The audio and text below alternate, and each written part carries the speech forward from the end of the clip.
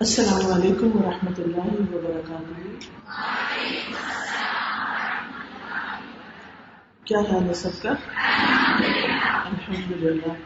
اللہ سبحانہ تعالیٰ سے دعا ہے کہ آج ہم سب کا یہاں اکٹھے ہونا اور اللہ کی باتیں سننا ہم سب کے لیے اس دنیا اور آخرت کی بھلائی کا ذریعہ بنے۔ اللہ تعالیٰ آپ سب کے علم میں، عمل میں، زندگی میں، صحت میں برکتیں عطا فرمائے اور آپ کو آج یہاں آنے کا بہترین اجر عطا فرمائے۔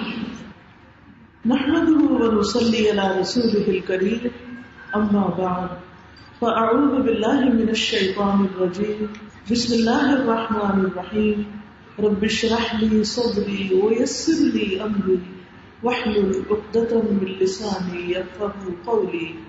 ہم سب انسان اس دنیا میں آنے کے بعد یہ چاہتے ہیں کہ ہماری زندگی بہت اچھی ہو جائے، پرسکون ہو، اس میں کوئی تکلیف نہ ہو، کوئی غم نہ ہو، کوئی فکر اور کوئی پریشانی نہ ہو۔ لیکن حیرت کی بات یہ ہے کہ انسان جو بڑا ہوتا جاتا ہے اس کے ساتھ ساتھ اس کی پریشانیاں اور غم بھی بڑے ہوتے جاتے ہیں۔ جب انسان ایک چھوٹا سا معصوم بچہ ہوتا ہے تو اسے کوئی غم دکھ نہیں ہوتا، پھر تھوڑا بڑا ہوتا ہے، اسکول جانے لگتا ہے تو اسکول جانے کی پریشانی اس کی زندگی میں سب سے بڑی پریشانی ہوتی ہے۔ پھر وہ اس سے بھی آگے بڑھ جاتا ہے، پھر اس کو ہوش آتا ہے، پھر وہ سوچتا ہے کہ تو کمپٹیشن کی دنیا ہے، مجھے آگے بڑھنا ہے، پھر ایک کے بعد ایک ڈگری لیتا چلا جاتا ہے، پھر جاب میں کمپٹیشن ہے، پھر شادی ہے، پھر شادی کے فکر اور غم الگ ہے، پھر بچے پیدا ہو جاتے ہیں، پھر ان کے مسائل ہیں، پھر ان کی شادیاں ہیں، پھر بڑھاپا ہے اور اس کے مسائل ہیں، اور پھر بالآخر انسان ان ساری پریشانیوں کو پار کر کے اپنے رب سے جا ملتا ہے۔ تو بات یہ ہے کہ یہ جو کچھ ہم اپنی زندگیوں میں دیکھتے ہیں اس سے چھٹکارا تو نہیں، فکر اور پریشانی تو لازم و ملزوم ہے، لیکن انہی فکروں اور پریشانیوں کے اندر کچھ لوگ ایسے ہوتے ہیں کہ جو بڑی پرسکون زندگی میں بسر کرتے ہیں۔ ان کے دلوں کے اندر ایک اطمینان ہوتا ہے، ایک خوشی ہوتی ہے۔ باہر کا موسم تو نہیں بدلتا، باہر کی مشکلات تو ختم نہیں ہوتی، لیکن ان کے اپنے دل کے اندر، ان کی روح کے اندر ایک سکون پیدا ہو جاتا ہے۔ اس کا راز کیا ہے؟ وہ کیسے ہو سکتا ہے؟ اب دیکھیے، جیسے موسم بدلتے ہیں، کبھی سردی ہے، کبھی گرمی ہے، تو ہم اس کو تو تبدیل نہیں کر سکتے، وہ تو اپنی جگہ رہے گا ہی، لیکن ہم اپنے لیے انتظام کر لیتے ہیں۔ گرمیاں ہوں تو ٹھنڈے پنکھے اور اے سی کا انتظام کر لیتے ہیں، یا اور کچھ نہیں تو درختوں کی چھاؤں ہی بڑی غنیمت نظر آتی ہے، اور اگر سردیاں ہوں تو اسی طرح موٹے کپڑے پہن لیتے ہیں، لحاف اوڑھ لیتے ہیں اور اپنے مسائل کے حل کے لیے کچھ نہ کچھ بندوبست کر لیتے ہیں۔ لیکن بات یہ ہے کہ جب ہمارے دل کا معاملہ آتا ہے تو ہم یہ بھول جاتے ہیں کہ اس کا بندوبست بھی اندر سے ہی کچھ کرنا ہے، خود ہی کچھ کرنا ہے۔ حالات نہیں بدل سکتے، ہم دوسرے لوگوں کی عادتیں نہیں بدل سکتے۔ ہم سوچتے ہیں یہ شخص میری زندگی میں بڑی پریشانی کا باعث ہے اور یہ شخص بڑی پریشانی کا باعث ہے، اس سے جان چھوٹ جائے تو میری زندگی آسان ہوگی، لیکن ہم دیکھتے ہیں ایک سے جان چھوٹتی ہے تو ایک اور مشکل کھڑی ہوتی ہے، تو مسائل کہیں حل ہوتے نظر نہیں آتے۔ لیکن اللہ سبحانہ تعالیٰ کا وعدہ ہے کہ جو لوگ اچھے کام کریں گے ان کو ہم ضرور پاکیزہ زندگی بسر کرائیں گے۔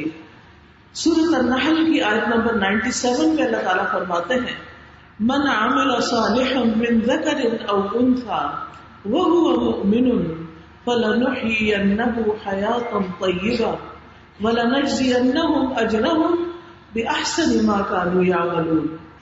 جو بھی نیک عمل کرے، جو بھی، مرد ہو یا عورت، مردوں کے ساتھ یہاں عورت کے لیے الگ نام لیا گیا، مرد ہو یا عورت، جو بھی نیک عمل کرے، اچھا کام کرے اور وہ مومن بھی ہو، تو یقیناً ہم اسے ضرور زندگی بخشیں گے، پاکیزہ زندگی، اچھی زندگی، حیات طیبہ، عمدہ زندگی، اور یقیناً ہم انہیں ان کا اجر ضرور بدلے میں دیں گے، ان کے اجر ان کے بہترین اعمال کے مطابق جو وہ کیا کرتے تھے، یعنی انہیں دنیا میں بھی اچھی زندگی ملے گی اور آخرت میں ان کے اعمال کے مطابق جس لیول کے، جس درجے کے انہوں نے کام کیے ہوں گے اس کے مطابق انہیں ان کے اجر ضرور نصیب ہوں گے. لیکن سوال یہ پیدا ہوتا ہے کہ یہ کیا چیز ہوتی ہے؟ یہ اچھی زندگی کیسی زندگی ہوتی ہے؟ یہ وہ زندگی ہوتی ہے جس میں انسان کا دل پرسکون ہوتا ہے، جس میں انسان جب تک دنیا میں رہتا ہے اللہ سبحانہ وتعالیٰ انہیں قناعت جیسی دولت عطا کرتا ہے، اپنے پر توکل کرنا سکھاتا ہے، ان کے اندر اطاعت کا جذبہ پیدا کر دیتا ہے. خوش نصیبی کی زندگی ہوتی ہے جس میں انسان اپنے رب کی رضا پر، اپنے رب کے فیصلوں پر راضی ہوتا ہے، تو ان کے دلوں میں ایک ٹھنڈک ہوتی ہے، ایک اطمینان ہوتا ہے. پرسکون زندگی ضروری نہیں کہ عیش و عشرت والی زندگی ہو، کہ ہمارا بہت بڑا گھر ہو، اس گھر کی وجہ سے ہماری زندگی پرسکون ہو جائے. آپ نے دیکھا ہوگا کہ بہت سے لوگ بڑے گھروں میں رہنے کے باوجود بھی پرسکون نہیں ہوتے. پرسکون زندگی بھی نہیں ہوتی کہ جس میں بہت قیمتی لباس پہنا ہو انسان نے. بہت سے لوگ قیمتی لباس پہن کے بھی خوش نہیں ہوتے. پرسکون زندگی وہ نہیں ہوتی جس میں انسان طرح طرح کے کھانے کھاتا رہتا ہے. بہت سے لوگ دن رات اپنے زبان کے ٹیسٹ بدلتے ہیں، اس کے باوجود سوتے ہوئے وہ گولیاں کھا کے ہی سوتے ہیں، ان کو سکون کی نیند نہیں آتی. تو مزیدار کھانا ہو یا بہترین لباس ہو یا بہترین شوہر یا بیوی ہو یا پھر بہترین گھر ہو یا بہترین جگہ پر انسان رہتا ہو، یہ ساری چیزیں تو وہ ہیں جو اللہ تعالیٰ کفار کو بھی دیتا ہے، اور ہو سکتا ہے ان کے پاس ہم سے زیادہ ہو. لیکن مومن کے لیے بہترین زندگی کون سی ہوتی ہے؟ مومن کے لیے بہترین زندگی پاکیزہ زندگی ہوتی ہے جس میں وہ اپنے رب کی اطاعت کے مطابق زندگی بسر کرتا ہے. اس شخص کا دل پرسکون ہوتا ہے کیونکہ الا بذکر اللہ تطمئن القلوب، وہ اللہ کا ذکر کرتا ہے. ایسے شخص کا دل بکھرا ہوا نہیں ہوتا، وہ مختلف وادیوں میں گھوم نہیں رہا ہوتا، بلکہ وہ ایک اللہ رب العزت کی طرف متوجہ ہوتا ہے. اس کا سارا غم بس ایک ہی ہوتا ہے، سارے غم اس ایک غم میں سمٹ جاتے ہیں، اور وہ ہوتا ہے کہ میرا رب مجھ سے راضی ہو جائے. کیونکہ اس کو پتا ہے کہ سب سے بڑا تو وہ ہے. اسے معلوم ہے کہ مجھے ایک دن اپنے رب سے جا کر ملاقات کرنی ہے، ایک دن اس کو حساب دینا ہے، ایک دن اسے جواب دینا ہے. اس لیے وہ رب سے محبت کرتا ہے، رب کی ملاقات کا شوق رکھتا ہے، رب سے باتیں کرتا ہے. رب سے ملاقات اور رب کا دیدار کرنا اس کی سب سے بلند ترین سوچ بن جاتی ہے. آپ دیکھیے کہ دنیا میں انسان سوچتا ہے میں یہ چیز دیکھ لوں، یہ کھا لوں، یہ پہن لوں. ہماری خواہشات کیا ہیں؟ ایسا ہو شادی کے لیے، ایسی ہو ساس، ایسا ہو گھر وغیرہ وغیرہ، ایسے خواب دیکھتے رہتے ہیں لوگ. لیکن جو پرسکون زندگی والا شخص ہوتا ہے وہ ان ساری چیزوں سے اوپر اٹھ کے اپنے رب کی ملاقات کا شوق رکھتا ہے. وہ دنیا کی چیزوں میں الجھا ہوا نہیں ہوتا. اسے پتا ہے کہ میرے لیے خوشی کا دن اصل میں وہ ہوگا جس میں میں اپنے رب کو دیکھوں گا. اور جب انسان اپنے رب کو دیکھے گا تو وہ آنکھوں کی ٹھنڈک نصیب ہوگی کہ دنیا کے سارے غم بھول جائیں گے. وہ سکون اور وہ خوشی نصیب ہوگی کہ جس کے بعد جنت بھی حقیر نظر آئے گی. اس کو باقی چیزیں اس کے مقابلے میں بہت چھوٹی نظر آئیں گی. پھر دنیا تو کیا، جہاں جنت بھی پیچھے رہ جائے وہاں پھر اس سے بڑی خوشی اور کیا ہو سکتی ہے. تو یاد رکھیے پرسکون زندگی دراصل دل کی زندگی ہوتی ہے، دل کا سکون ہوتا ہے جس میں انسان کو دنیا میں جو بھی نعمت ملے وہ بندہ اس پر راضی ہوتا ہے. جس کی زندگی میں شکر گزاری ہوتی ہے، جس کی زندگی میں شکوے شکایتیں نہیں ہوتی، وہ انسان پرسکون ہوتا ہے جو نعمتوں کو دیکھ سکتا ہے، جسے رب کی نعمتیں نظر آتی ہیں، وہ نعمتوں کو محسوس کرتا ہے. وہ شخص جس کے دل میں تقویٰ ہوتا ہے، جس کے دل میں اللہ کی یاد کی لذت ہوتی ہے، یعنی اس کا دل ایسا ہوتا ہے کہ جو ہی وہ رب کو یاد کرتا ہے اپنے دنیا کے کام کاج بکھیڑوں میں، جب ذرا سا بھی اس کو تھوڑی سی فرصت ان چیزوں سے ملتی ہے اور وہ دل سے رب کو یاد کرتا ہے تو اس کا دل سرور سے بھر جاتا ہے. بالکل ایسے ہی جیسے جو لوگ دنیا کی چیزوں سے محبت کرتے ہیں، جب ان کو یاد کرتے ہیں، جب ان کو نظر آتی ہے تو ان کا دل خوشی سے بھر جاتا ہے. تو ایمان والوں کا دل اللہ کی یاد سے، اللہ کے ذکر سے، اللہ کی بات سے اسی طرح خوشی سے بھر جاتا ہے. یاد رکھیے پرسکون زندگی وہ ہے جو اللہ کی رضا میں گزرتی ہے. نبی صلی اللہ علیہ وسلم نے فرمایا بے شک انسان اللہ کی رضا حاصل کرتا ہے اور اس میں مسلسل لگا رہتا ہے کہ ہر کام اس لیے کرتا ہے کہ میرا رب راضی ہو جائے. تو اللہ عز و جل جبریل علیہ السلام سے فرماتا ہے کہ بے شک میرا فلاں بندہ میری رضا کی تلاش میں ہے، آگاہ رہو اس پر میری رحمت ہے. یعنی یہ جو مجھے راضی کرنے کی فکر کرتا ہے اس پر میری رحمت ہے. تو جبریل علیہ السلام کہتے ہیں کہ فلاں پر اللہ کی رحمت ہو. حاملین عرش فرشتے یعنی اللہ کا عرش اٹھانے والے فرشتے وہ بھی کہتے ہیں، اور پھر ان کے آس پاس جتنے بھی فرشتے اور ہوتے ہیں حتیٰ کہ 7 آسمانوں والے بھی کہنے لگتے ہیں. اور یہ بات زمین پر بھی اتار دی جاتی ہے کیا کہ اس فلاں پر اللہ کی رحمت ہو. اور پھر آپ دیکھیے کہ ایسے لوگوں کا تذکرہ جب ہوتا ہے تو ان کے ناموں کے ساتھ کیا لگتا ہے رحمت اللہ علیہ یا رحمہ اللہ، اللہ ان پر رحم کرے، ان پر اللہ کی رحمتیں ہیں. یہ جب ہوتا ہے جب انسان سب سے بڑھ کر اللہ سے محبت کرتا ہے، اللہ کے رب ہونے پر راضی رہتا ہے کہ میرا رب ہے نا. جب بھی کوئی مشکل آتی ہے تو وہ کہتے ہیں میں اکیلا تھوڑی ہوں، میرا رب ہے نا، میرا رب ہے جو میری مدد کرے گا، میرا رب ہے جو میری حفاظت کرے گا، میرا رب ہے جو مجھے کافی ہے. کیونکہ ایسا بندہ اللہ کو اپنے لیے کافی سمجھتا ہے.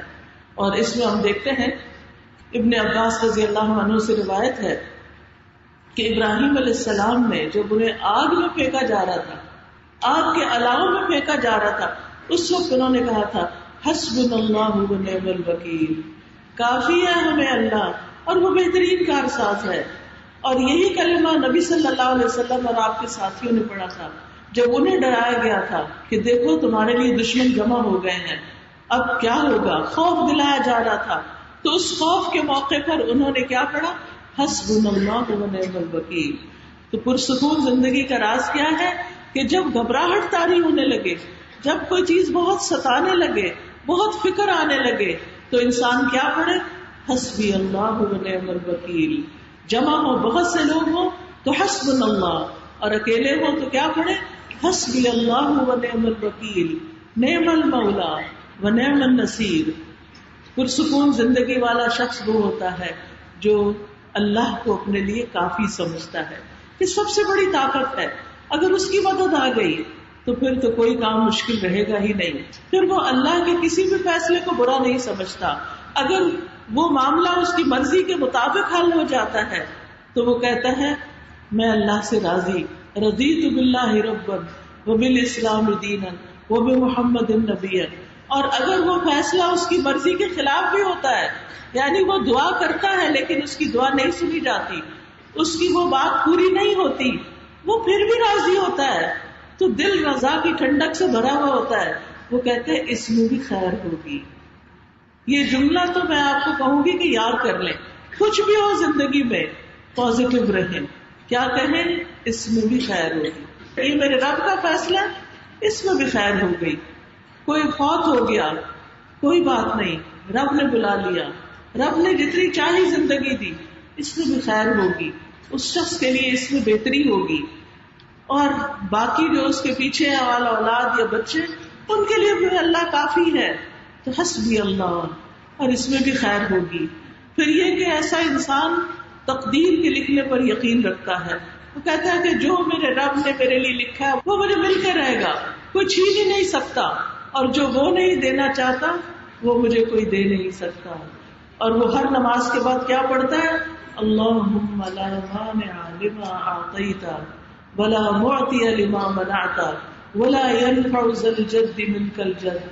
اللہ کوئی روکنے والا ہے ہی نہیں جس کو تو عطا کر دے، اور کوئی دینے والا ہے ہی نہیں جس سے تو روک دے. تو اصل اختیار کس کے پاس ہے؟ اللہ رب العزت کے پاس.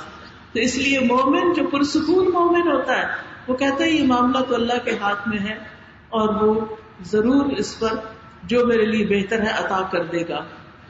پرسکون انسان وہ ہوتا ہے کہ جس کو جو مل جائے اس پہ وہ اتراتا نہیں، وہ اپنے آپ کو بڑی چیز نہیں سمجھتا، اور جو اس سے چھن جائے اس پر دکھی نہیں ہوتا. لوگوں سے بے نیاز ہوتا ہے، لالچ نہیں رکھتا، حسد نہیں کرتا، دوسروں کے ساتھ نفرت نہیں کرتا، کیونکہ اس کو پتا ہے کہ لوگوں کو جو کچھ ملا ہے یہ میرے رب نے دیا ہے، تو کیا میں اپنے رب کی تقسیم میں ناراض ہو جاؤں؟ اگر زیادہ دیا ہے تو بھی میں خوش ہوں، اگر لوگوں کے پاس کم ہے تو مجھے ان سے نفرت نہیں کرنا، یہ بھی رب ہی کی تقسیم ہے، اس نے مجھے زیادہ دے دیا، ان کو کم دے دیا، میں بھی رب کا بندہ، یہ بھی رب کے بندے، تو ہم اللہ ہی کے پیدا کردہ انسان ہیں، ہمیں کسی سے نفرت نہیں کرنی، لہذا ایسا شخص لوگوں کے بارے میں بری رائے نہیں رکھتا اور ہر حال میں اس کو خیر والی زندگی ہی نصیب ہوتی ہے۔ جب اسے خوشی ملتی ہے تو کیا کہتا ہے؟ مومن کیا کہتا ہے جب خوشی ملتی ہے؟ الحمدللہ، الحمدللہ بنعمتہ تتم الصالحات۔ وہ خود کریڈٹ نہیں لیتا، اپنی طرف نہیں جاتا، بلکہ وہ کہتا ہے یہ اللہ کے فضل سے ہوا ہے۔ اور اگر اس کی زندگی میں کوئی تکلیف آتی ہے تو کیا کہتا ہے؟ الحمدللہ علی کل حال۔ شاباش، بتائیے نا جو سیکھا ہوا ہے، وہ غم میں کہتا ہے الحمدللہ علی کل حال، کہ اللہ کا شکر ہے ہر حال میں، دکھ میں بھی اور سکھ میں بھی۔ آپ دیکھیے ایسا بندہ کیسے پریشان ہو سکتا ہے کہ دو حالتوں میں سے ایک حالت میں ہر وقت انسان ہوتا ہے اور وہ ہر حال میں خوشی رہتا ہے۔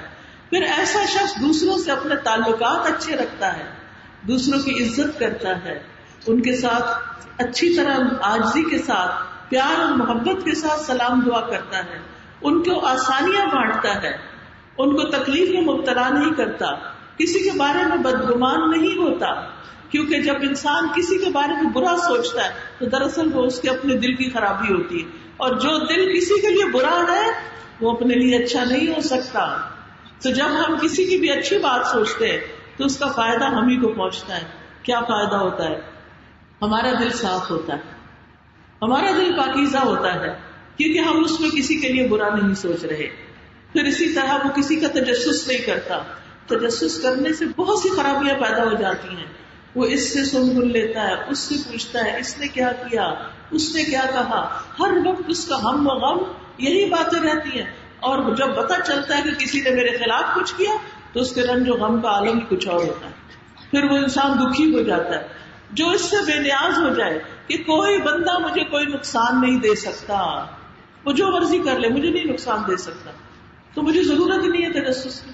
جب ہر فائدہ اور ہر نقصان کا مالک اللہ ہی ہے تو مجھے تجسس کی ضرورت نہیں، اور مجھے اس کے بجائے کہ میں لوگوں کے پیچھے تجسس کروں، مجھے دوسروں کے کام آنا ہے، میں دوسروں کی مدد کروں، میں دوسروں کی خدمت کروں۔ حدیث میں آتا ہے انصر اخاک ظالما او مظلوما، اپنے بھائی کی مدد کرو خواہ وہ ظالم ہے یا مظلوم۔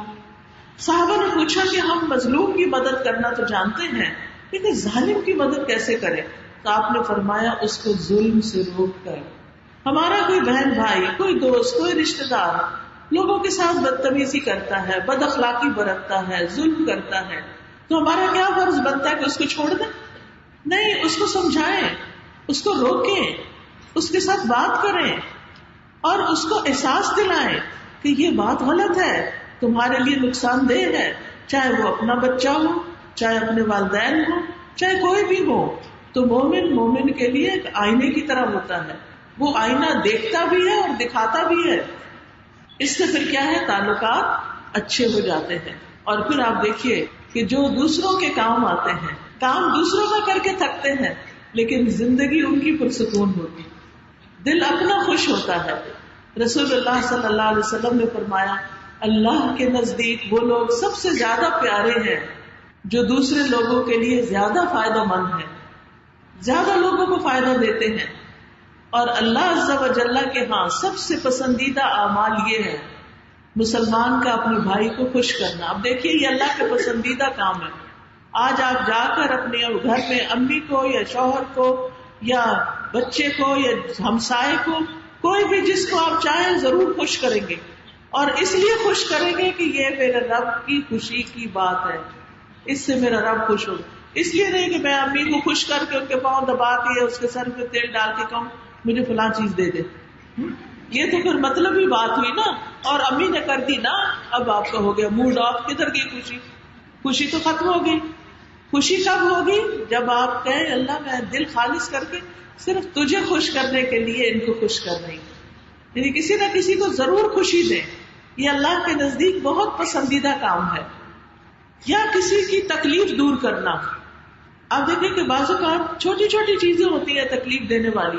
راستے میں کوئی چیز پڑی ہوئی ہے, کوئی اٹک سکتا ہے, کچھ گرا ہوا ہے, کوئی اور اسی طرح ہے, ایسی کوئی چیزیں نظر آتی ہیں تو اس صورت میں کیا کرنا چاہیے؟ وہ تکلیف دہ چیزیں دور کر دیں. جب آپ کسی کی تکلیف دور کریں گے تو پھر کیا ہوگا؟ آپ کی تکلیفیں دور ہوں گی اور یہاں سے زندگی پرسکون ہو جائے گی. یا اس کا قرضہ چکانا. اگر اس پر کوئی مالی مصیبت آئی ہوئی ہے, بوجھ ہے, تو اس کو پورا کرنا. یا اسے کھانا کھلانا, دوسرے کو کھانا کھلانا. ہم یہ سمجھتے ہیں کہ یہ کھانا شاید کسی باہر والے کو کھلائے تو تب خوشی ملتی ہے. نہیں, آپ اپنے گھر والوں کو بھی خوشی سے پکا کے کھلائیں. آپ دیکھیں کہ اکثر جب پکاتے ہیں نا تو موڈ آف ہوتا ہے کہ یہ کیا میرے ہی ذمہ آ گیا, میں ہی پکاؤں, میں ہی کچن میں ادھر گرمی میں کھڑی رہوں. اس کا نتیجہ کیا ہوتا ہے؟ وہ جو ہماری وائف ہوتی ہے نا, کھانے تک بھی پہنچتی ہے, کھانے کا مزہ ہی نہیں بنتا. جب مزیدار کھانا نہیں بنتا تو جو کھاتا اس کو بھی مزہ نہیں آتا, وہ تعریف بھی نہیں کرتا. جب وہ تعریف نہیں کرتا تو پھر پکانے والے کا اور موڈ آف ہو جاتا ہے. تو پرسکون زندگی تو ختم ہو گئی. جب آپ اللہ کے لیے پکائیں گے کہ میرا رب دیکھ رہا ہے, کوئی نہیں دیکھ رہا, اللہ دیکھ رہا ہے. کسی کو پتا نہیں مجھے کتنی تکلیف ہو رہی ہے, لیکن میرے رب کو پتا مجھے کتنی تکلیف ہو رہی ہے. مومن کو تو کانٹا بھی چبھتا ہے تو اس کے گناہ جھڑتے ہیں. اب آپ کو تکلیف پہنچ رہی ہے لیکن آپ سی بھی نہیں کر رہے, ہائے بھی نہیں کر رہے, شور بھی نہیں مچا رہے. نتیجہ کیا ہوگا؟ کھانا بھی اچھا بنے گا, کھانے والے بھی دعا دیں گے اور آپ کی خوشی میں اضافہ ہو جائے گا. رسول اللہ صلی اللہ علیہ وسلم نے فرمایا, اور مجھے اپنے کسی بھائی کی ضرورت پوری کرنے کے لیے اس کے ساتھ جانا اس مسجد یعنی مسجد نبوی میں 1 مہینے کے اعتکاف کرنے سے زیادہ محبوب ہے. جو اپنے بھائی کے ساتھ چلا یہاں تک کہ اس کی ضرورت پوری کر دے, اللہ اس کے قدموں کو اس دن ثابت قدم رکھے گا جس دن قدم ڈگمگا جائیں گے. یعنی قیامت کے دن اللہ سبحانہ وتعالیٰ اس کو ثابت قدمی عطا فرمائے گا. پھر آپ دیکھیے, پرسکون زندگی, خوشحال زندگی وہ ہوتی ہے کہ جس میں انسان دوسروں پر خرچ کرتا ہے. فراخ دلی والی زندگی, کھلا دل, کھلا خرچ کرنا. اور پھر کنجوسی اور بخل جو ہے وہ دل کو بھی تنگ کرتا ہے, اور جب دل بھیجتا ہے, دل تنگ ہوتا ہے, انسان کسی کو کچھ دے نہیں سکتا تو کبھی خوشی نہیں مل سکتی. خوشی شرح صدر کا نام ہے, سینے کے کھلا ہو جانے کا نام ہے, اور دل کے کھلا ہو جانے کا نام ہے. آپ دیکھیے کہ بعض اوقات آپ محسوس کریں گے کہ خود کھا کے وہ مزہ نہیں آتا جو کھلا کے آتا ہے, لے کے وہ خوشی نہیں ہوتی جو دے کے ہوتی ہے. تو دینا پرسکون زندگی کا راز ہے, خوشی والی زندگی کا راز ہے. پھر اسی طرح قناعت والی زندگی. رسول اللہ صلی اللہ علیہ وسلم نے فرمایا, تحقیق وہ آدمی کامیاب ہو گیا جس نے اسلام قبول کیا اور کفایت کے مطابق اس کو روزی نصیب ہو گئی, یعنی اس کے لیے کھانا پینا کافی ہے, اور اللہ نے اسے اپنی نعمتوں میں سے جو کچھ دیا اس پر قناعت کی دولت عطا کر دی. یعنی وہ راضی ہے, چھوٹا سا بھی گھر ہے تو اس پر بھی خوش ہے کہ اللہ شکر ہے یہ چھت ہے. کتنے ہی لوگ ہیں ایسے ہیں جن کے پاس یہ چھت نہیں, تو وہ یہ نہیں روتا رہتا کہ میرا گھر فلاں محل کی طرح کیوں نہیں. اس لیے کہ زیادہ کی خواہش میں تو کہیں انتہائی نہیں. اگر آپ کے پاس محل بھی ہوگا تو آپ کہیں گے کہ او میرے پاس فلاں جیسا محل ہوتا, پھر ایک اور دوڑ میں لگ جائیں گے, ایک اور دوڑ میں لگ جائیں گے. تو کہیں بھی انسان کی تمنا اور خواہشات کی انتہا نہیں ہوتی. اس لیے انسان کو جو ملا ہے اس پر راضی ہو جائے. پھر اسی طرح بعض اوقات ہم یہ کہتے ہیں کہ ہم نیک کام بھی کرتے ہیں, روزہ نماز, دین کی تبلیغ, سب کچھ, اور آزمائشیں ختم نہیں ہوتی. لیکن یاد رکھیے اللہ جس سے محبت کرتا ہے اس کو آزمائش میں مبتلا کر دیتا ہے. تو مومن کو یہ چیز بھی خوش کر جاتی کہ اچھا یہ اللہ کی محبت کی علامت ہے, کیونکہ اللہ تعالیٰ اس بندے کو ٹھوک بجا کے دیکھتا ہے, اس کو ہمیشہ کی جنتیں اس کو عطا کرنی ہے. اس لیے اللہ سبحانہ وتعالیٰ اس بندے کے ساتھ یہ مہربانی کرتا ہے کہ اس کو اور چمکاتا ہے. آپ کو معلوم ہے نا کہ سونا کس طرح زیادہ خالص ہوتا ہے؟ جب اس کو ٹھنڈے پانی میں ڈال دیں, کس میں ڈالیں؟ آگ میں ڈالا جاتا ہے, یعنی اس کو پگھلایا جاتا ہے, اس کو آگ پہ خوب گرم کیا جاتا ہے تو اس کا جھاگ اوپر آتا ہے, خالص ہو جاتا ہے.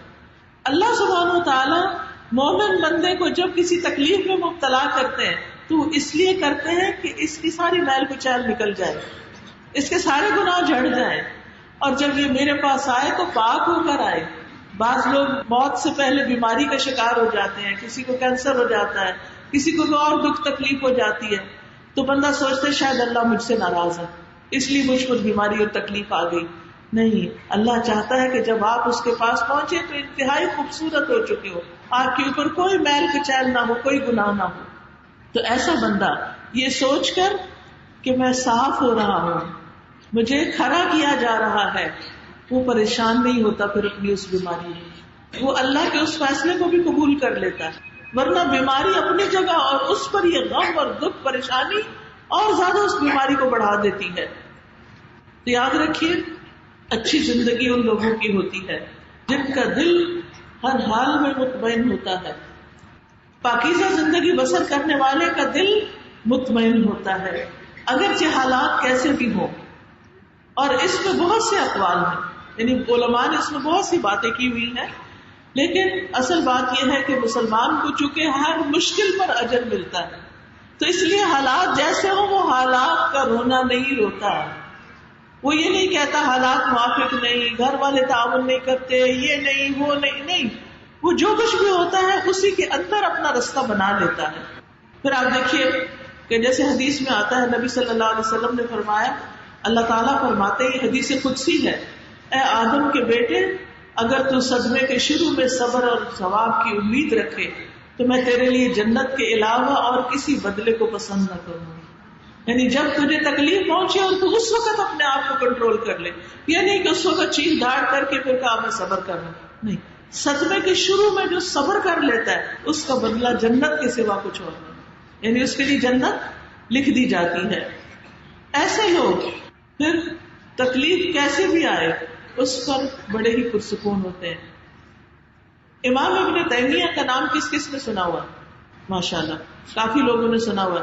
امام ابن تیمیہ جو تھے ان کو قید کی سزا ہو گئی، جیل میں چلے گئے. جب وہ وہاں پر پہنچے تو وہ کہتے ہیں میرے دشمن میرا کیا بگاڑ سکتے ہیں، میری جنت اور میرا باغ میرے سینے میں ہے، میرے دل میں ہے، میں جہاں بھی جاؤں وہ میرے ساتھ ہے، وہ اس باغ کو مجھ سے الگ نہیں کر سکتے. یہ ہے پرسکون زندگی. جیل میں پہنچ کے کہتے ہیں میری جنت میرے سینے میں ہے، میں یہاں بھی خوش ہوں. دیکھیں نا، جب خوشی ہوتی ہے تو انسان جھونپڑی میں بھی خوش ہوتا ہے، وہ اس کا بھی شکوہ نہیں کرتا، اور اگر پریشان ہوتا تو محل میں بھی پریشان رہتا ہے. وہ کہتے ہیں میرا جیل میں بند ہونا میری اللہ کے ساتھ تنہائی ہے، اب اس وقت کوئی بیچ میں رکاوٹ نہیں، کوئی نہیں، میں اکیلا ہوں اپنے رب کے ساتھ، اللہ سے باتیں کروں گا، اللہ کا ذکر کروں گا، اللہ کی عبادت کروں گا، مجھے اور زیادہ وقت مل گیا ہے. اور اگر یہ مجھے قتل کر دیں گے تو میرا قتل میری شہادت ہوگی، شہادت نصیب ہو جائے گی، تو کیا نقصان ہے میرا، کیا بگڑے گا. اور اگر یہ ملک سے باہر نکال دیں گے تو وہ میری سیر ہو جائے گی، نیا ملک دیکھ لوں گا. جب ان کو قلعے کے اندر قید کیا گیا تو وہ کہا کرتے تھے اگر میں اس قلعے کے برابر سونا بھی خرچ کر دوں تو یہ سارا خرچ کرنا میرے نزدیک اس نعمت کے شکر کے برابر نہیں کہ مجھے زیادہ سے زیادہ عبادت کا موقع مل گیا. یہ بھی انہوں نے کہا کہ میرے دشمن میرے لیے جو نیک اعمال کا سبب بنے ہیں میں انہیں اس پر بدلہ نہیں دے سکتا. یعنی میرے دشمنوں نے مجھے یہاں پہنچایا لیکن میں اتنا خوش ہوں، اتنا راضی ہوں کہ میں اس کا بدلہ ہی نہیں دے سکتا. سونا بھر کے قلعہ بھی ان کو دے دو تو یہ بدلہ نہیں ہوگا، کیونکہ جو عقل مند انسان ہوتا ہے نا وہ اپنے وقت کی قدر و قیمت پہچانتا ہے. وہ کہتا ہے ساری ڈسٹریکشنز ختم ہو گئی، اب عبادت کا وقت آ گیا. کبھی بھی زندگی میں آپ اکیلے ہو تو یہ نہ کہیں سبھی مجھے چھوڑ گئے ہیں، میرا تو کوئی بھی نہیں، رونا دھونا کس لیے؟ نہیں، کوئی رونا دھونا نہیں. آپ الحمدللہ یا رب تو ہے.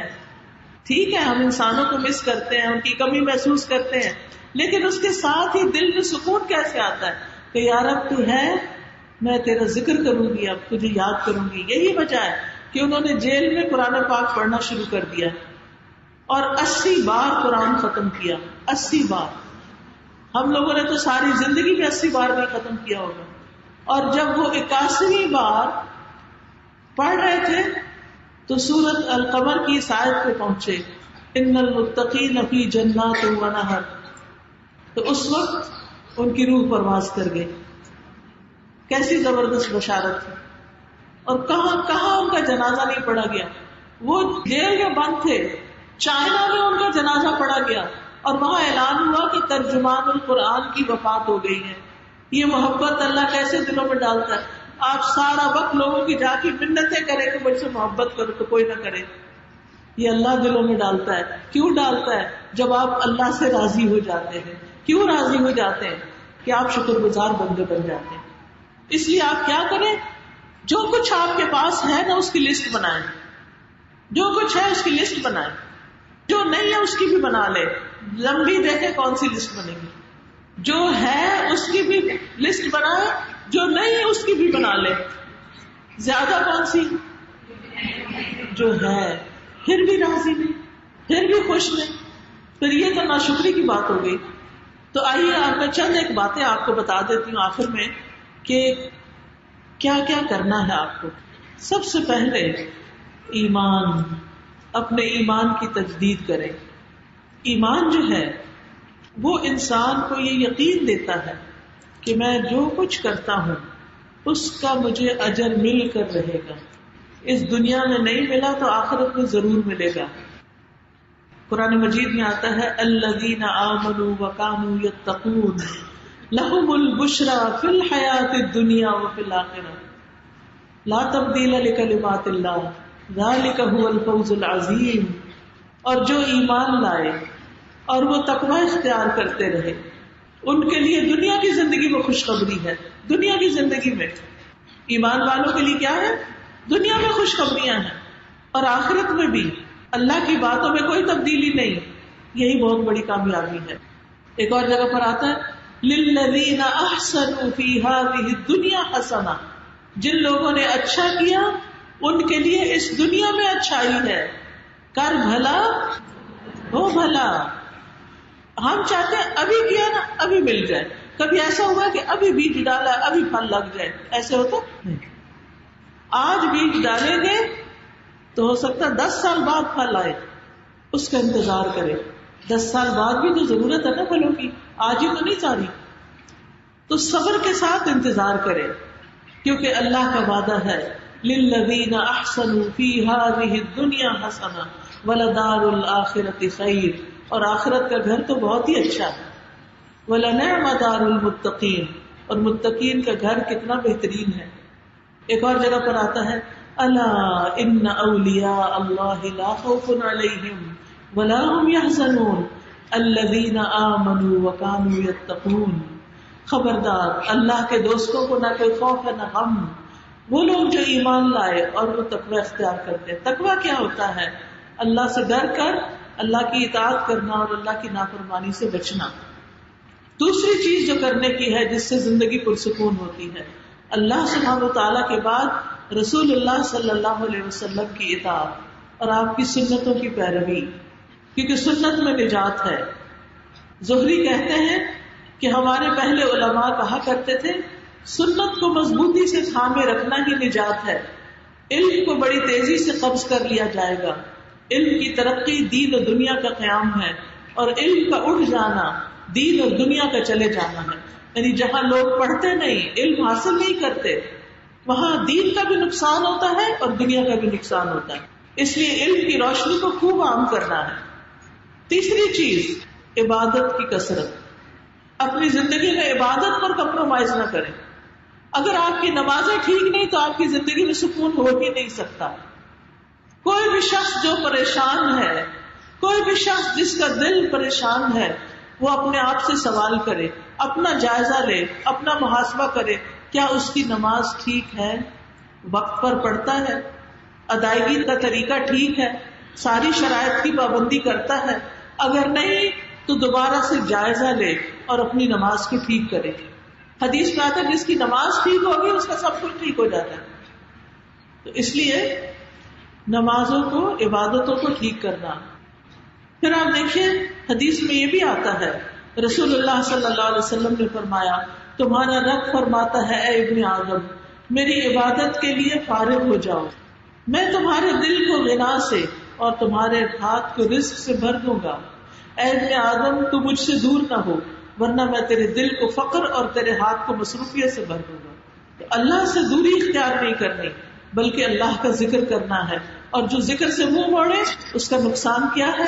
وَمَنْ أَعْرَضَ عَنْ ذِكْرِي فَإِنَّ لَهُ مَعِيشَةً ضَنْكًا وَنَحْشُرُهُ يَوْمَ الْقِيَامَةِ أَعْمَىٰ، اور جس نے میری نصیحت سے منہ موڑا بے شک اس کے لیے زندگی تنگ کر دوں گا اور ہم اسے قیامت کے دن اندھا اٹھائیں گے۔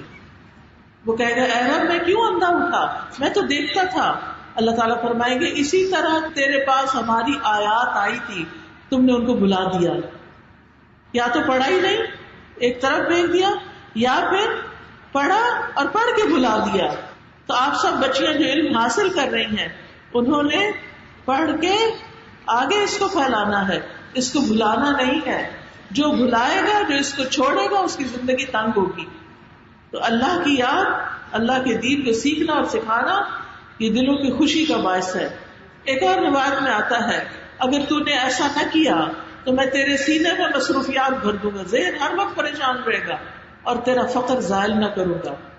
تو یاد رکھیے سب سے پہلے نمازوں کی حفاظت، سب اپنا اپنا جائزہ لے کے، کوئی روزے تو نہیں چھٹے ہوئے، پیریڈز میں جو روزے رمضان میں چھٹ جاتے ہیں ان کو پورا کرے، نفل روزوں کی کوشش کرے، پھر ذکر کی مجالس میں حاضر ہوں، ہفتے میں کم از کم ایک دفعہ۔ آپ دیکھیں کہ جو جمعے کا دن ہے نا، یہ مسلمانوں کے لیے اسی لیے رکھا گیا ہے، اس دن نماز کے ساتھ خطبہ بھی ہوتا ہے، اور خطبہ میں کیا ہوتا ہے؟ تعلیم ہوتی ہے۔ لیکن افسوس یہ کہ ہمارے ملک میں تو خطبوں میں صرف سیاسی اور ادھر ادھر کی دنیا کے حالات ہی ڈسکس ہوتے رہتے ہیں، حالانکہ وہ دن تذکیر کا دن ہے، یاد دہانی کا دن ہے، لوگوں کو اللہ کی طرف بلانے کا دن ہے۔ تو آپ نے کیا کرنا ہے؟ آپ میں سے ہر ایک کوئی نہ کوئی ایسی مجلس ضرور جوائن کرے کہ جس میں اپنے یا تو گھر میں مجلس رکھے یا پھر کسی جگہ پر جا کر قرآن کی تعلیم باقاعدہ حاصل کرے۔ ناظرہ نہیں ٹھیک اس کو ٹھیک کرے، ناظرہ آتا ہے ترجمہ سیکھے۔ آپ میں سے ہر ایک کو اللہ کے کلام کو سمجھنا آنا چاہیے۔ اب تو اتنی آسانی ہوگی کہ لفظی ترجمے والے اردو میں، سندھی میں قرآن مجید موجود ہیں۔ آپ گھر پر بھی ایک ایک آیت روزانہ ترجمے سے پڑھنا شروع کر دیں، دیکھیں کتنی باتیں آپ پر کھلیں گی۔ تو یہ روشنی آپ کے دلوں کو روشن اور پرسکون کر دے گی۔ لیکن جب آپ گھر سے نکل کر کسی مجلس میں جا کے بیٹھتے ہیں تو اس مجلس پر فرشتے گھیرا ڈال لیتے ہیں، رحمت ان لوگوں کو ڈھانپ لیتی ہے، سکینت نازل ہوتی ہے، اللہ تعالیٰ ان کا ذکر اپنے پاس موجود فرشتوں میں کرتا ہے۔ تو اس لیے نیکی کی مجلسوں میں حاضر ہونا لازم کر لیں۔ اگر دل پریشان ہے، دل گھبرایا ہوا ہے، نیکی کی مجلس میں جا کر بیٹھیں جہاں کوئی واعظ، نصیحت، تذکیر ہو رہی ہو۔ پھر اسی طرح نیک اعمال کی طرف رغبت، چاہے بندوں کی خدمت ہو، چاہے گھر والوں کے لیے کھانا پکانا ہو، چاہے کسی کے کام آنا ہو، اور دینے والے بنے، مال، وقت، علم، صلاحیتیں، قوتیں، اور اس کے ساتھ ساتھ دل کا بخل دور کرے۔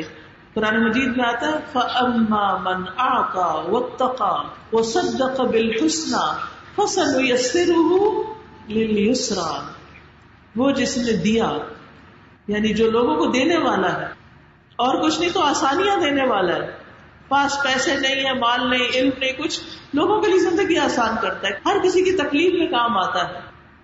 وَاتَّقَى، اور اللہ سے ڈرتا ہے، یعنی اللہ کی خاطر سب کچھ کرتا ہے، اور اس نے اچھی بات کو سچ مانا، وَصَدَّقَ بِالْحُسْنَى، اچھی باتوں کو مان لیا، اس پہ عمل کر لیا، فَسَنُيَسِّرُهُ لِلْيُسْرَى، تو ہم ضرور اسے آسان راستے کی سہولت دیں گے، یعنی اس کے لیے اچھے کام کرنا آسان کر دیں گے، اس کے لیے زندگی میں آسانیاں کر دیں گے۔ آسانیاں بانٹو، آسانیاں پاؤ، دوسروں کے لیے زندگی آسان کرو، اللہ آپ کے لیے آسانی کر دے گا۔ اور سب سے بڑی آسانی کیا ہوگی کہ دل کے اندر سکون آ جائے گا۔ پھر ایسے کاموں میں لگے جن کا فائدہ زیادہ ہے، اور ان میں سے ایک ہے ذکر، اللہ کا ذکر۔ رسول اللہ صلی اللہ علیہ وسلم حضرت ابو ہریرہ کے پاس سے گزرے تو وہ ایک پودا لگا رہے تھے، تو آپ نے پوچھا کہ ابو ہریرہ کیا کر رہے ہو؟ کہا میں اپنے لیے پودا لگا رہا ہوں۔ آپ نے فرمایا کیا میں تمہیں اس سے بہتر پودے نہ بتاؤں؟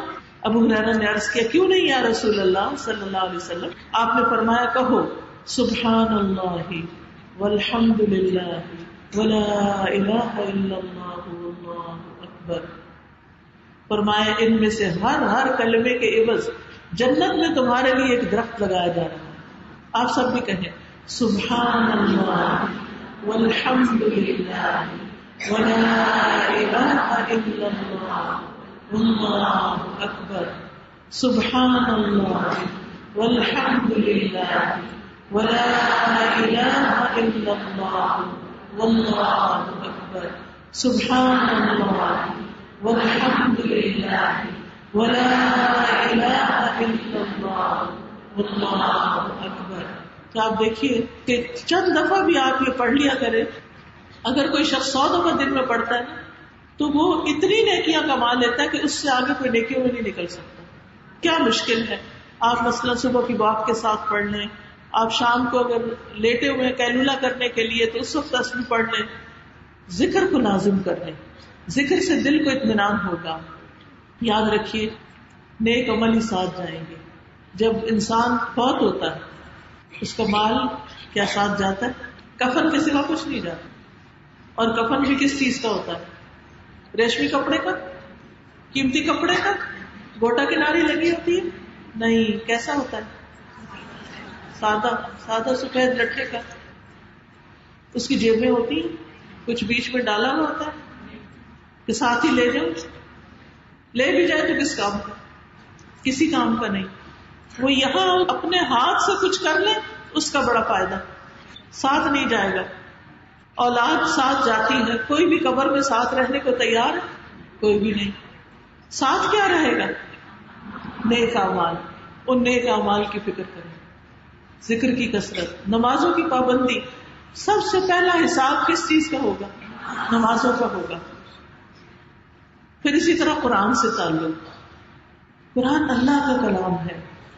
دنیا میں کتنی کتابیں آپ نے پڑھی ہوگی, اللہ کی کتاب بھی پڑھیے اور سمجھ کر پڑھیے کہ اللہ تعالیٰ کیا کہتا ہے. کوئی اور کتاب سمجھے بغیر نہیں پڑھی جاتی سوائے قرآن کی. مسلمان اتنا بڑا ظلم کرتے ہیں اس کتاب کے ساتھ کہ اس کا مطلب ہی نہیں جانتے. لہٰذا آج سے لے کے اگلے سال کا ٹارگٹ رکھ لے کہ میں نے اس پورے سال میں قرآن کا ترجمہ یاد کر لینا, اور جو نیت کر لے کہ اللہ تعالیٰ ان کے لیے آسانی بھی کر دے گا انشاءاللہ. یاد رکھیے قرآن پڑھنا پڑھانا ایک ایسی تجارت ہے جو کبھی بھی خراب نہیں ہوگی. فرمایا ان الذین یتلون کتاب اللہ واقاموا الصلاۃ وانفقوا مما رزقناہم سرا وعلانیۃ یرجون تجارۃ لن تبور. بے شک جو لوگ اللہ کی کتاب پڑھتے ہیں اور انہوں نے نماز قائم کی اور جو کچھ ہم نے انہیں دیا اس میں سے خرچ کرتے ہیں, کھلے بھی اور چھپا کر بھی, وہ ایسی تجارت کی امید رکھتے ہیں جو کبھی بھی برباد نہ ہوگی. اس میں پروفٹ ہی پروفٹ ہے, پروفٹ ہی پروفٹ. ایک حرف پڑھتے ہیں 10 نیکیاں مل جاتی ہیں. کسی بھی کتاب کو ایک حرف پڑھ کے 10 نیکیاں ملتی, 10 نمبر ملتے ہیں آپ کو؟ نہیں.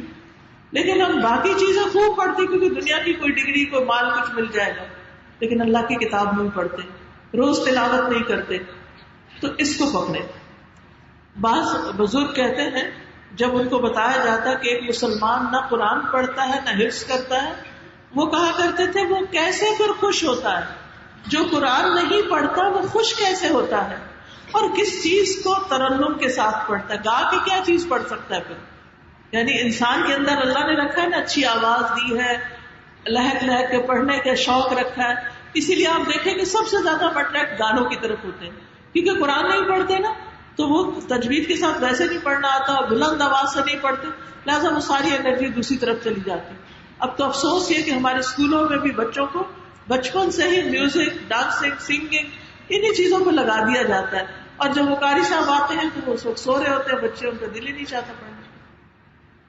یہ مسلمانوں کے گھرانے, کیا واقعی ہم مسلمان ہیں کہ جہاں ہم اللہ کی بات کرنے میں شرم محسوس کرتے ہیں, جہاں ہم دین کی بات کرنے میں شرم محسوس کرتے ہیں, وہ رب جو آسمانوں کا مالک ہے اس کو بڑا نہیں سمجھتے, اور وہ جو 4 پیسوں کا مالک ہو جاتا ہے اس کے لیے ہمارے دل میں بہت بڑی عظمت آ جاتی ہے. ہم کیسے مسلمان ہیں؟ تو یاد رکھیے قرآن پڑھنے سے دنیا کی بھلائیاں اور خیر اور برکتیں انسان کو ڈھانپ لیتی ہیں. حدیث میں آتا ہے خیرکم من تعلم القرآن وعلمہ، تم میں سے بہترین ہے وہ لوگ جو قرآن پڑھتے اور پڑھاتے ہیں.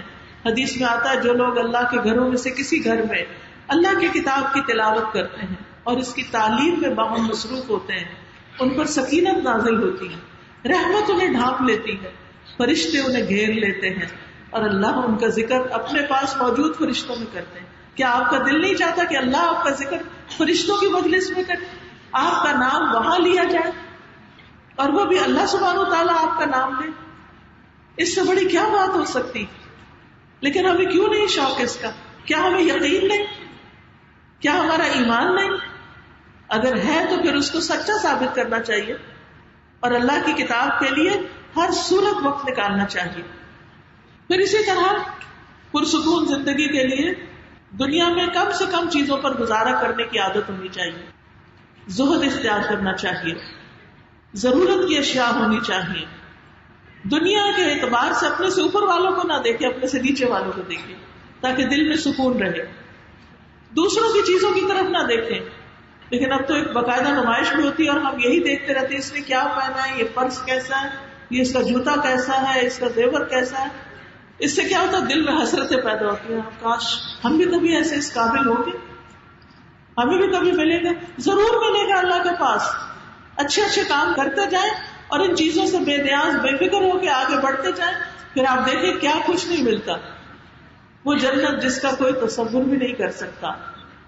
ان چیزوں کے پیچھے بھاگنے کی بجائے آخرت کی تیاری میں زندگی کا وقت لگائیں، صحت اور فرصت سے فائدہ اٹھائیں، پھر مشکلات اور پریشانیوں میں اللہ کی طرف رجوع کریں، اللہ کو پکاریں، اپنی ساری حاجتیں اللہ کے سامنے رکھیں. جو دل میں آتا نہ کہیں اللہ مجھے یہ بھی چاہیے، اللہ مجھے یہ بھی چاہیے، اللہ یہ بھی چاہیے. آپ دے سکتے ہیں، آپ غیب کے خزانوں سے دے سکتے ہیں، آپ کو روکنے والا کوئی نہیں.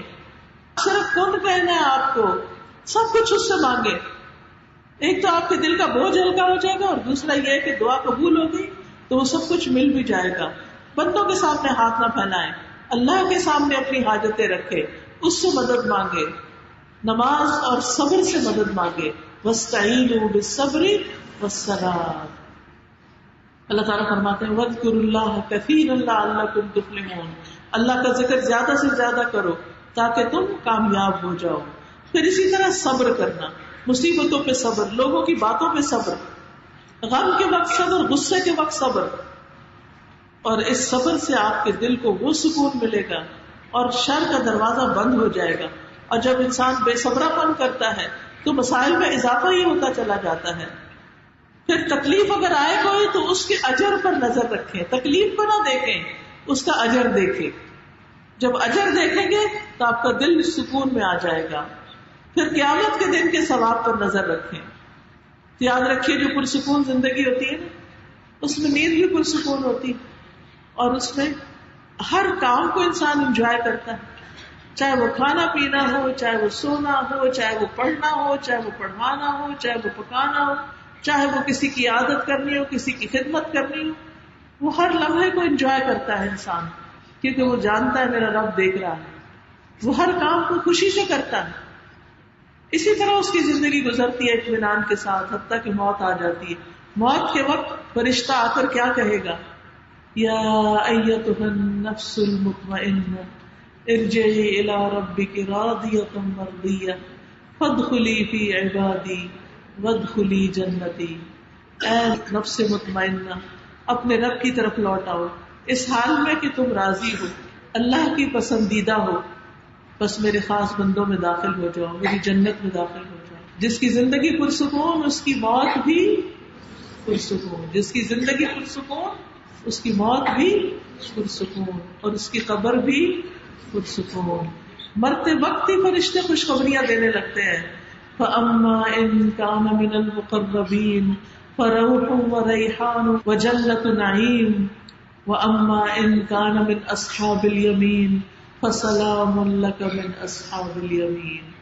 اگر مرنے والا مقربین میں سے اللہ کے قریب لوگوں میں سے ہو تو اس کے لیے راحت، عمدہ رزق اور نعمتوں والی جنت ہوگی. اور اگر وہ دائیں ہاتھ والوں میں سے ہو تو کہا جائے گا تجھ پر سلام، تو دائیں ہاتھ والوں میں سے. یہ خوشخبری مل جانا دنیا کی سب سے بڑی خوشخبری ہے کہ موت کے وقت کہا جائے سلام لک من اصحاب الیمین. اللہ اکبر. کیونکہ اس وقت اگر فرشتوں نے جان نکالتے ہوئے سختی کی اور کہا کہ تم چلو اللہ کی ناراضگی کی طرف، تم نے کوئی رضامندی کا کام نہیں کیا، تو کیا بنے گا؟ ساری دنیا میں مل کے ہمیں نہیں چھڑا سکتی، نہیں بچا سکتی. پھر فرشتے جب ان کی روح قبض کرتے ہیں تو سورۃ النحل میں آتا ہے یقولون سلام علیکم، سلام کرتے ہیں آ کر. اس لیے ہمیں بھی سلام کی عادت ہونی چاہیے. سلام علیکم ادخلوا الجنۃ بما کنتم تعملون، جنت میں داخل ہو جاؤ اس کے بدلے جو تم عمل کیا کرتے تھے. مرتے ہی آرام اور سکون کا مل جانا، راحت اور اطمینان کا نصیب ہونا. ابو قتادہ کہتے ہیں کہ رسول اللہ صلی اللہ علیہ وسلم کے قریب سے لوگ ایک جنازہ لے کر گزرے تو آپ نے فرمایا مستریح و مستراح منہ، اسے آرام مل گیا یا اس سے آرام مل گیا. عرض کیا گیا یا رسول اللہ اس کا مطلب کیا ہے؟ آپ نے فرمایا مومن بندہ دنیا کی مشقتوں اور اس کی تکلیفوں سے اللہ کی رحمت میں نجات پا جاتا ہے، یعنی اللہ کی رحمت کی طرف چلا جاتا ہے. اور فاجر گناہگار بندہ اس سے بندے اور شہر اور درخت اور چوپائے سب آرام پا جاتے ہیں کہ شکر ہے دنیا سے گیا، سب کی مصیبت آسان ہوئی. پھر قبر اس کا انتظار کرتی ہے، قبر اس کو پرسکون کر دیتی ہے. قبر میں اس کے لیے جنت کی طرف سے دروازہ کھڑکی کھول دی جاتی ہے جس سے وہ جنت کے نظارے کرتا رہتا ہے. آپ سوچیں آپ کسی بھی جگہ پر ہو، یہ ایسا ہی ہے جیسے کچھ لوگ ٹی وی کا اسکرین سامنے ہو تو چاہے اکیلے ہو گھر میں انجوائے کرتے رہتے، کبھی ہنستے ہیں، کبھی روتے ہیں، کبھی کچھ کرتے کبھی کچھ کرتے.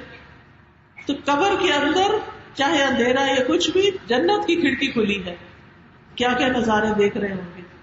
تو وہ قبر بھی ان کے لیے کیا بن گئی؟ پرسکون بن گئی. اسے سکون کی نیند بھی سلا دیا جاتا ہے کہ اب سو جو قیامت کے دن تمہارے لیے آسانیاں ہوگی.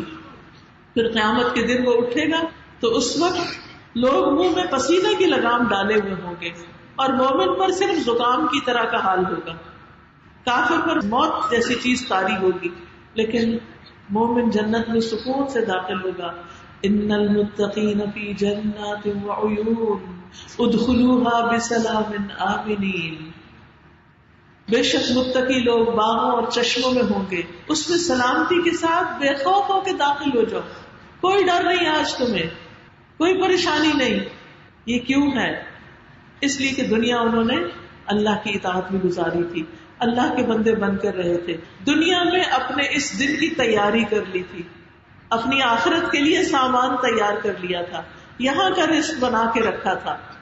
اور اس وقت انہیں آواز دی جائے گی آج تم صحت مند رہو گے، کبھی بیمار نہ ہوگے، تم زندہ رہو گے، کبھی موت نہیں آئے گی، تم ہمیشہ جوان رہو گے، آج کے بعد کبھی بوڑھے نہیں ہوگے، تم آرام میں رہو گے، تمہیں کوئی تکلیف نہیں آئے گی. اور یہی اللہ تعالیٰ کا فرمان ہے وَنُودُوا أَن تِلْكُمُ الْجَنَّةُ أُورِثْتُمُوهَا بِمَا كُنتُمْ تَعْمَلُونَ. پکارا جائے گا یہ ہے وہ جنت جس کے تم وارث بنائے گئے، یہ تمہارے ان اعمال کے بدلے میں ہے جو تم کرتے رہے. تو آج ہماری فکر کیا ہونی چاہیے؟ نیک اعمال، اچھی سوچ، اچھا خیال، اچھی نیت، اچھا ارادہ، اخلاص، دوسروں کی عزت احترام، ہر کام شوق سے کرنا، تکلیف میں صبر کرنا، اللہ کا ذکر کرنا، اللہ کے بندوں کے لیے بھلائی چاہنا، خیر خواہی چاہنا اور دعا کرنا. سب سے آخری چیز ہے دعا. تو آئیے دعا کر لیتے ہیں کہ اللہ تعالیٰ ہمیں دنیا اور آخرت کی بھلائیاں نصیب فرمائے. سبحان اللہ والحمد للہ ولا الہ الا اللہ واللہ اکبر ولا حول ولا قوة الا باللہ العلی العظیم.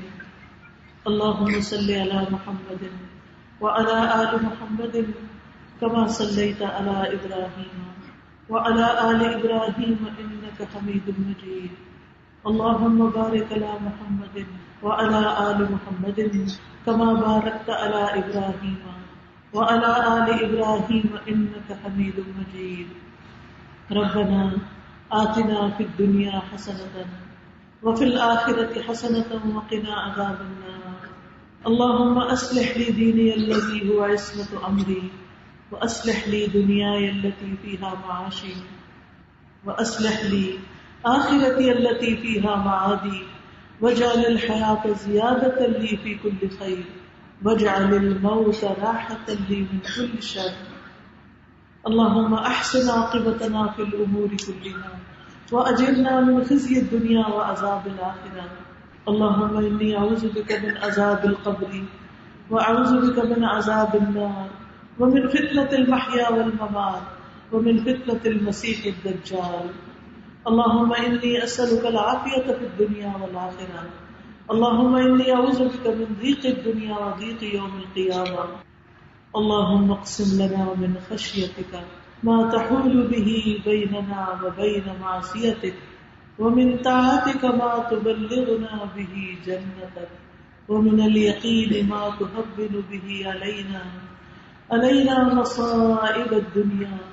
اللهم متعنا بأسماعنا وأبصارنا وقواتنا ما أحييتنا واجعله الوارث منا واجعل ثأرنا على من ظلمنا وانصرنا على من عادانا ولا تجعل مصيبتنا في ديننا ولا تجعل الدنيا أكبر همنا ولا مبلغ علمنا ولا تسلط علينا من لا يرحمنا.